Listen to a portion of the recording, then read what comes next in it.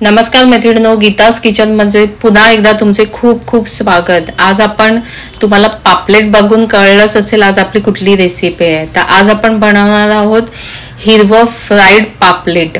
आपण इथे कुठेही लाल तिखटाचा वापर करणार नाही आणि तरी हे पापलेट चवीला एकदम उत्तम होतं। तर हे पापलेट तुम्ही करून बघा आणि केल्यानंतर मला कमेंट्स करून सांगा आणि माझ्या व्हिडिओला लाईक शेअर आणि सबस्क्राइब पण करा। तर इथे मी हे 2 ताजे पापलेट आणले आहेत। तर ताजे कसे ओळखायचे, दाबून बघायचं, ती स्किन दबली गेली नाही पाहिजे। डोळ्याच्या ठिकाणी दाबल्यानंतर सफेद पाणी आलं म्हणजे ते पापलेट ताजे आहे आणि तेच पाणी जर काळं असेल तर ते पापलेट शिळं आहे। आणि दुसरं म्हणजे त्याची जी स्किन असते पापलेटची ती जर शिळं असेल तर पिवळसर दिसते आणि ताजं असेल तर अशी चकाकी दिसते त्या पापलेटला आणि सफेद असते। आपण याला मी धुवून घेतलेत आणि आता आपण याला चांगले चिरा वगैरे स्वच्छ असे धुवून घ्यायचे सुरुवातीला आणि नंतर त्याला चिरा पाडून घ्यायचा। चिरा पाडल्यानंतर चिरा का पाडायचा तर आपण जो मसाला भरणार आहोत तो आतपर्यंत मुरला पाहिजे। आता मी इथे याला 1.5 लिंबाचा रस लावणार आहे। इथे मी आगळाचा वापर करणार नाही कारण मी नेहमी माशांना आपलं कोकम आगळ वापरते, पण आज मी कोकमचा रस वापरणार नाही। तर मला हा पापलेट हिरवा ठेवायचा आहे म्हणून मी इथे हा लिंबाचा रस वापरलाय। तर जवळजवळ हा 1.5 लिंबाचा रस आहे। तो व्यवस्थित सगळीकडे आतमध्ये त्याच्या पोटामध्ये वगैरे सगळीकडे लावून घ्यायचा कारण जो माशांना जो वेगळा वास असतो तो वास या लिंबामुळे येणार नाही। आणि आपल्या चवीनुसार ह्याला मीठ लावून घ्यायचं आहे। तसंच इथे मी हळद पण चांगलं लावून घेणार आहे जेणेकरून त्याच्यामध्ये कुठे काही कीटाणू असेल तर हळदीमुळे ते मरून जातील। म्हणून हळदही चांगलं दोन्ही साईडने त्याच्या पोटामध्ये सगळीकडनं ते व्यवस्थित लावून घ्यायचं। आणि हळद लावल्यानंतर आपण आता हिरव्या वाटणाची तयारी करूया। त्या हिरव्या वाटणासाठी इथे मी 1 वाटी कोथिंबीर घेतली आहे, पाव वाटी पुदिना आहे आणि 4 तिखट मिरच्या घेतल्या। तुम्हाला जर मीडियम तिखट हवं असेल तर 4 घ्या, पण एकदम तिखट हवं असेल तर मात्र 6 घ्या कारण काय काय जणांना मासे हे तिखटच लागतात। आणि 7-8 पाकळ्या लसणीच्या, तसंच मी अर्धा इंच आलं घेतलंय। आता इथे आपण ही चटणी करून घ्यायची आहे। चटणी एकदम स्मूथ करायची आहे कारण ती आपल्याला पूर्ण माशामध्ये ही चटणी भरायची आहे आणि आपला मासा एवढ्या कमी साहित्यातच इतका छान होणार आहे ना। तर आपल्याला एवढंच साहित्य वापरायचं, ह्याच्याशिवाय आपण दुसरं त्या माशामध्ये काही घालणार नाही आहोत। तर इथे मात्र पुन्हा एकदा मला सांगायचं की तुम्ही तिखट घेताना जर तुम्हाला खूप तिखट हवं असेल तर 6 तिखट मिरच्या घ्या आणि जर कमी हवं असेल तर तुम्ही 4 तिखट घ्या। आता आपली ही चटणी स्मूथ अशी वाटून झाली आहे तर आपण या माशांना चांगली लावून घ्यायची आहे आणि ती पूर्ण त्या जे आपण जिथे चिरा पाडल्या तिथेही ती चटणी चांगली भरून घ्यायची आहे म्हणजे आतपर्यंत त्या माशाला चांगली चव येईल त्या चटणीची।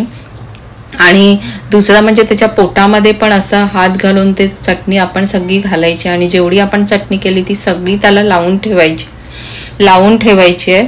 आणि दुसरं म्हणजे हे लावल्यानंतर जवळजवळ कमीत कमी अर्धा तास आणि जास्तीत जास्त 1 तास तरी ठेवून द्यायचे कारण त्यामुळेच ती चटणी त्या माशामध्ये चांगली मुरेल आणि त्या माशाला चांगली चव येईल।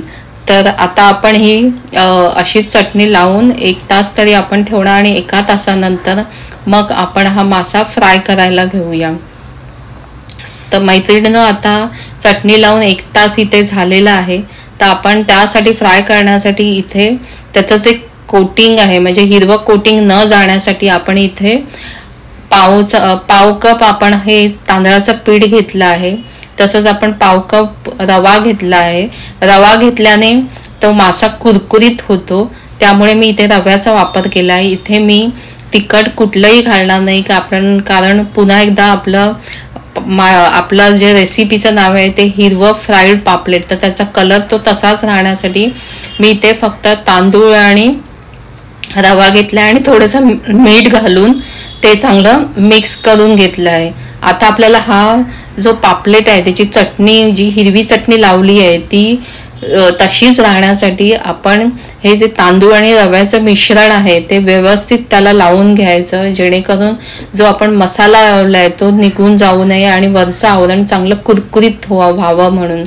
तर आता मी हे चांगलं त्याला दाबून असं लावून घेते आणि त्यानंतर आपण मासा फ्राय करायला घेणार आहोत। तर फ्राय करण्यासाठी इथे मी आता लोखंडी तवा ठेवला आणि त्याच्यावर 1 टेबलस्पून तेल घातलंय. तेल थोडंसं इथे तुम्हाला तव्याला चिटकू नये मासा म्हणून थोडंसं तव्याला व्यवस्थित सगळ्या ठिकाणाहून लावून घ्यायचं आणि त्यानंतर तिथे मासा फ्राय करायला ठेवायचा आहे. तर फ्राय करताना आधी व्यवस्थित एक बाजू चांगली फ्राय करून घ्यायची. आता तोपर्यंत आपण इथे जो दुसरा मासा आहे त्याला पण हे पीठ चांगलं व्यवस्थित सगळ्या बाजूने लावून घेऊया. आणि इथे हा मासा एका साईडने आता फ्राय झालाय तर मी उलटून हा मासा घेणार आहे आणि दुसऱ्या साईडनेही फ्राय करून घ्यायचा. आपल्याला हा मासा थोडासा असा लालसर भाजायचा आहे आणि आपला जो गॅस आहे तो थोडा मीडियमवर ठेवायचा आहे, तो मीडियम टू लो. त्यामुळे काय होईल, आतून तो मासा चांगला असा भाजला जाईल.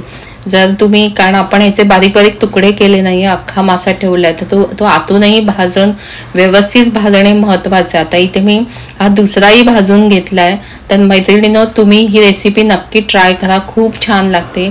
आणि जर तुम्हाला हा माझा व्हिडिओ आवडला असेल तर माझ्या व्हिडिओला लाईक, शेअर आणि सबस्क्राईब करा. सोबत मित्रमैत्रिणींनाही शेअर करा.